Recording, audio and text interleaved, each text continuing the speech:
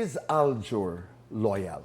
Yes, Tito Boy. Sobrang loyal nun. At yun yung foundation ng relationship namin. Oo. Loyalty. Ayan. So halimbawa dumating ang offer, sexy ang role. Papayag ka, tatanggapin mo, at itutuloy ko na. Sa palagay mo kung tatanungin si Aljur, kung pwede ka pang gumawa ng sexy films, ano ang kanyang sasabihin? Doon muna tayo sa iyo. Tatanggapin mo? Tito Boy, honestly, after po nung interview natin, may mga projects po na dumating. Pero nag-decide po ako na hindi na po siya gawin, hindi na po tanggapin dahil po sexy. At syempre, may mga anak na din po ako, ilan na po sila. Ayoko na pong gumawa ng ganon. Palagay mo si Aljur, anong sasabihin pag nakatanggap ka ng mga offers?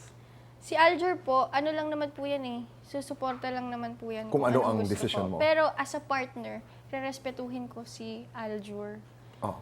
na magdidesisyon ako na kung anong hindi ko dapat gawin.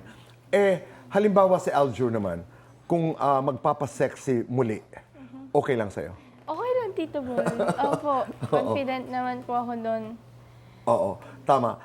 Pag pinag-iisipan mo yung karera mo dahil nakagawa ka noon ng mga sexy films, may regret na nararamdaman? Yes, opo meron?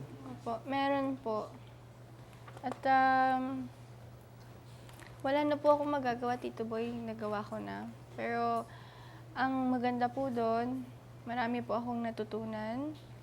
May nagawa ko na po to. Hindi na po siya gagawin ng mga anak ko. Oo. Napakaganda nun. Opo. Yung leksyon, Pinagdaanan ko. inilipat mo doon sa mga anak mo. Ang galing.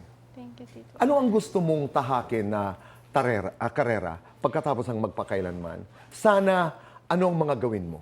Yes, opo, Tito Boy.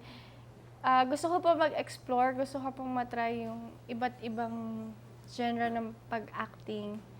At ngayon po, gusto ko pong parang feeling ko magaling po akong umiyak. Doon po sa magpakailanman. Uh-huh. Napalabas po nila sa akin yun. Congratulations. We're Thank very you so proud much. of you.